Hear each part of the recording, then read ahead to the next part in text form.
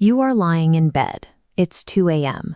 You are physically exhausted, yet your brain is replaying a minor, awkward conversation from 3 years ago.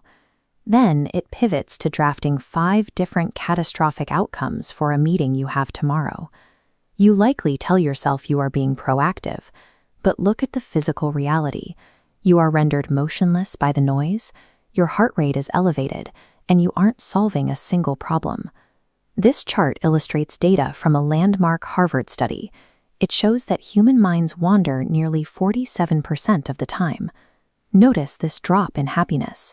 The time lag data proved that stimulus-independent thought doesn't resolve our distress, it precedes it. If analyzing every tiny detail drains our metabolic energy and makes us miserable, why does the brain forcefully compel us to do it? The human brain is executing an ancestral survival mechanism, a neurological habit loop that prizes the false sensation of hypervigilance over the reality of your current safety. Every habit loop begins with a cue. For overthinking, that trigger is often the psychological intolerance of uncertainty, paired with physical exhaustion. When you are sleep-deprived, the neural pathways connecting your logical control center to your amygdala begin to degrade. Without that top-down regulation, your primitive threat detector is left to signal danger at every neutral event. That internal alarm triggers the routine. Watch this network map. This represents the activation of the default mode network, or DMN. It is a sprawling background system that takes over your conscious attention to generate a continuous stream of internal narrative. To allocate maximum processing power to these internal simulations, the DMN functionally disconnects from your external senses. This architectural shift is known as perceptual decoupling.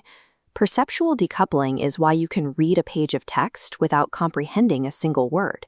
Your brain has physically severed its connection to external reality to prioritize internal cognitive processing. But to maintain a habit loop, there must be a reward. Why does the brain refuse to break this cycle? Your anterior cingulate cortex detects a conflict, a gap between where you are and where you want to be. It triggers the DMN to run mental simulations to bridge that gap. Here is the trap. Your brain releases microdoses of dopamine simply for the anticipation of a resolution.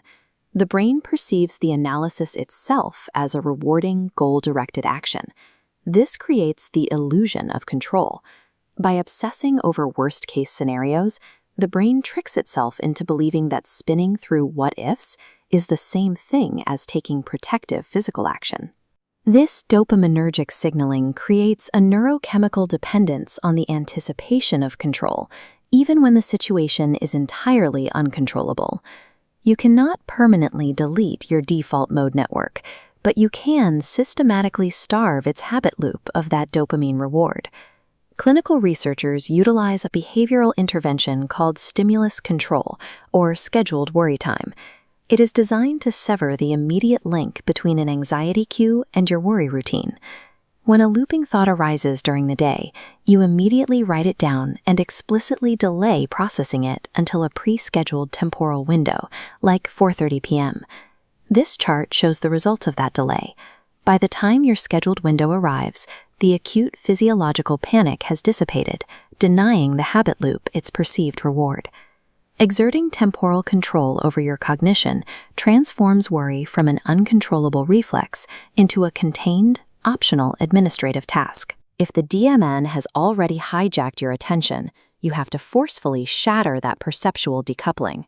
Because the DMN isolates you from your senses, naming 5 colors and 5 sounds in your room forces your sensory cortex back online.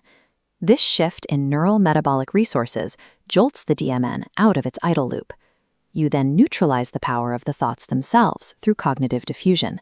Instead of stating, "I am a failure," you practice linguistic distancing. I am having the thought that I am a failure. You are the observer. The thought is just transient data.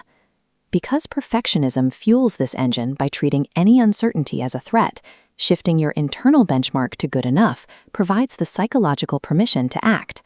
Taking an imperfect step generates more real-world data than executing a perfect thought loop ever could. Action always beats endless analysis. We are going to interrupt your default mode network right now. Go to the comments below and type out one specific scenario you are currently agonizing over. Externalize it on the screen right now and explicitly instruct your brain that the alarm is officially turned off.